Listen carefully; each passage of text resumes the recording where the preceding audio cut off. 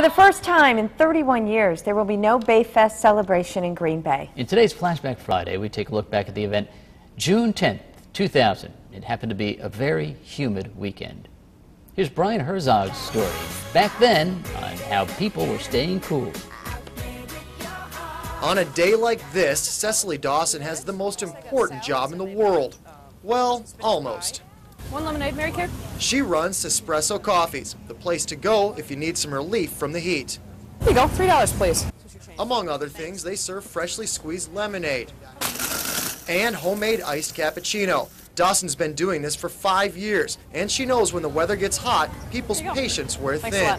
But she says as long as people cooperate, really good, she'll give them some relief. It's important to be sure you're standing in line and not shouting requests from the opposite sides of the tent. That's helpful. And the politeness goes both ways. Usually if you're polite to them, they'll be polite back. No matter how weird the order is.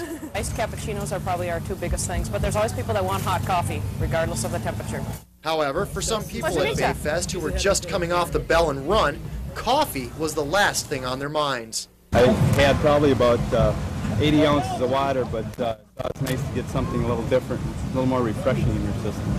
Dawson also serves up a full line of Italian sodas, mochas, and lattes. And her customer service philosophy is pretty simple. Well, if it's not the best, we'd like it to be, so we're always open to suggestions. So remember, no matter how hot it gets at Bayfest, be polite. And you can always visit Cecily Dawson to get cooled off. In Green Bay, Brian Herzog, Fox 11 News. Now that was video from the year 2000. This is the first year Bayfest won't be around. After 31 years, the event has been retired. The event basically started out as a church picnic on the grounds of UW Green Bay in 1980. Then in 2005, the university stopped holding Bayfest on campus. The event then moved to Light Park in downtown Green Bay, and in 2011 was moved again to Washington Street. So there's a little bit of history for you. And let's go back to that June day 2000, June 10th, 2000. Doug went back into the archives and found out how hot it was. Hi, Doug.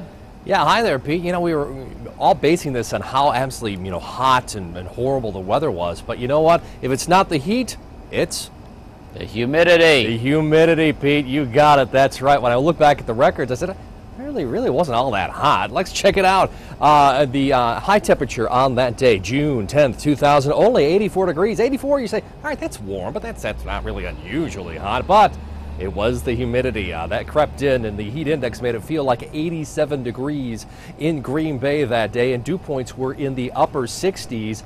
If you want to compare that weather to what we're experiencing or going to experience this weekend, our high temperatures will be higher. We're talking 89 to 90 degrees, but our dew points will be lower. So it might all balance out. Mm-hmm. Pete, Rachel? Very true, very true.